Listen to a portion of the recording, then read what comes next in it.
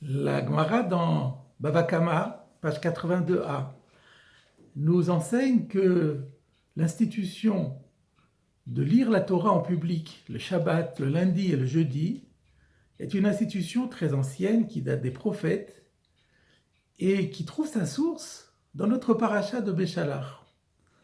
Effectivement, dans la paracha, nous voyons que tout de suite après la traversée de la mer Rouge, Moshe entreprend de faire passer les enfants d'Israël dans le désert et que pendant 3 jours, les enfants d'Israël n'ont pas trouvé d'eau. Et le Talmud nous dit que ce récit doit être compris de deux façons, à deux étages, au sens propre, mais aussi au sens figuré. El Maïm et la Torah. Lorsqu'on parle d'eau, en réalité, très souvent, on parle de la Torah. Et quand on dit que les Hébreux n'ont pas trouvé d'eau pendant 3 jours, cela signifie que pendant 3 jours, ils n'ont pas du tout étudié la Torah. Et de ce fait, ils se sont sentis défaillir. Et c'est la raison pour laquelle on a institué de lire 3 fois la Torah en public, de manière à ce qu'il n'y ait plus jamais 72 heures suivies qui s'écoulent en absence de Torah. On peut se poser la question dans ces conditions, comment est-ce que dans cette même direction, dans cette même signification, comment interpréter alors la suite du passage?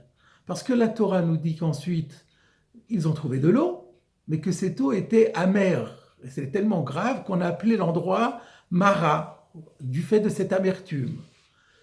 Et les Béné Israël, les enfants d'Israël, viennent récriminer devant Moshe. Et Moshe se tourne vers Dieu, et Dieu lui indique un arbre, un morceau de bois. Il lui dit de mettre le bois dans l'eau, et voilà que l'eau s'est adoucie et que les enfants d'Israël ont pu se désaltérer. Dans le suivi de l'explication de la Gemara de Bava Kama, comment est-ce qu'on comprend cette fin du passage? Le Maharsha, Rabbi Shmuel Edels, qui est un grand commentateur du Talmud et qui commente aussi les parties agadiques du Talmud, nous explique qu'en fait, que lorsqu'on a dit que les enfants d'Israël ont été pris de malaise, mais c'est justement parce que quand ils ont bu de cette eau, ils l'ont trouvée amère. C'est-à-dire que lorsque, après 3 jours passés sans Torah, ils se sont remis à l'étude de la Torah, ils n'ont plus retrouvé le goût si doux et si savoureux de l'étude de la Torah. Et c'est pour ça qu'ils se sont sentis très mal. Et cela vient du fait, nous dit toujours le Maharsha, que à Midrash, dans le Sifri, et rapporte dans ce parashat Tekev, et rapporté également dans l'Yerushalmi, à la fin du traité Berachot, nous dit que c'est un phénomène qui est typique de l'étude de la Torah. Lorsque on cesse à un moment donné d'étudier la Torah, le retour à l'étude devient plus difficile. Il y a cette expression très marquante qui dit, la Torah dit à Israël, Im tazveni yom, yoma yimezveka. Si tu m'abandonnes un jour, alors moi, je t'abandonnerai 2 jours. Et c'est cela que les Béné Israël ont expérimenté pour la première fois, c'est que cette interruption de 3 jours dans l'étude leur a rendu la nouvelle étude rébarbative, difficile, compliquée, sans saveur. Et ils sont allés voir Moshe Rabbeinu qui a demandé à Dieu, et Dieu dit, vous allez prendre du bois et vous allez le lancer dans l'eau, elle va devenir douce. Ça veut dire quoi? Le Maharsha toujours nous explique, la Torah est appelée Etz Chaim. Etz Chaim hi la machazikim ba. C'est un arbre de vie.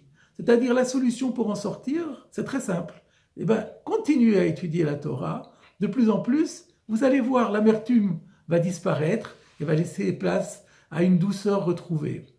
Mais à une condition, la machazikim ba, qu'on crée une chazaka. Une chazaka, c'est toujours une régularité qui s'établit avec une régularité basée sur le chiffre 3. C'est pourquoi les chachamim et les prophètes ont instauré de lire la Torah en public, donc en guise d'étude minimale, 3 fois par semaine, donc on retrouve le chiffre 3, et de telle manière qu'il n'y ait pas 3 jours de suite sans Torah, pour ne pas créer une chazaka en sens contraire. Et ainsi, on découvre que cette amertume peut se dissiper et laisser faire de la place de nouveau à la douceur. La question qui peut maintenant se poser, c'est mais en quoi cette information est-elle si importante que la Torah y consacre une place si particulière? Parce qu'après tout, dans la mesure où on apprend que c'est difficile, mais bon, en remettant le pied à l'étrier et à l'étude, on retrouve de nouveau la facilité et la saveur d'antan, pourquoi, à quoi bon nous prévenir de tout cela? Et là, je voudrais donner une réponse qui est inspirée par un commentaire de Rav Ruderman, que j'ai déjà cité ici, fondateur de la Yeshiva de Baltimore aux États-Unis, dans son Sichot Avodat Halevi, qui dit que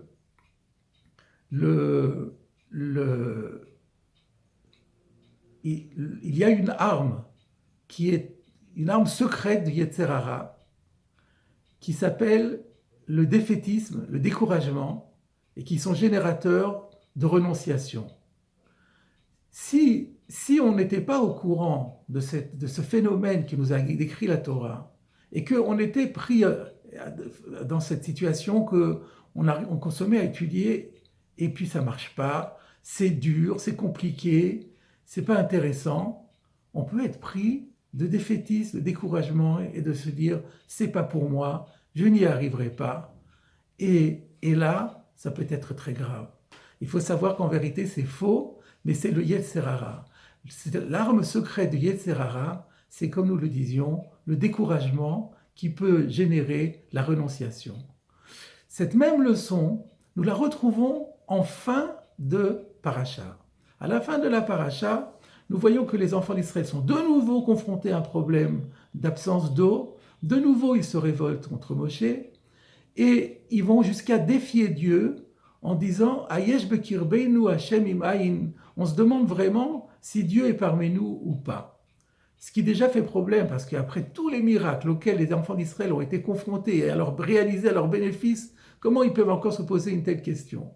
Mais le texte dit que juste après, qu'est-ce qui s'est passé? Amalek est venu attaquer Israël dans la localité de Rephidim. Et Rephidim, c'est l'étape qui précède le Har Sinaï, le mont Sinaï. C'est l'étape qui a précédé le don de la Torah. Et le Talmud, dans Sanhedrin, nous dit que pourquoi ça s'appelle Rephidim? Parce que Rafou Yedehem et Divrei Torah, à cause de la foi chancelante qu'ils avaient manifestée à cet endroit-là, en disant est-ce que Dieu est parmi nous ou pas?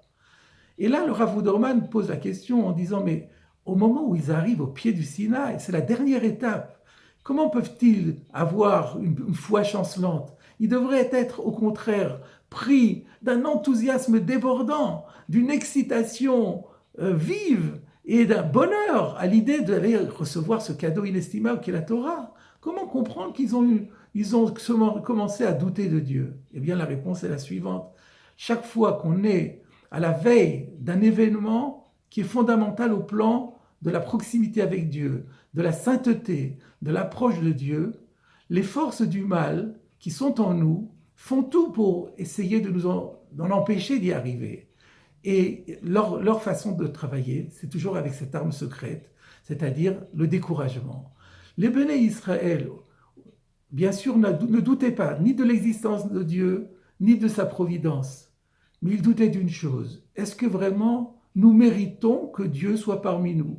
Ils se sentaient indignes, par tout leur comportement, d'une telle faveur, et plus encore du fait de recevoir la Torah.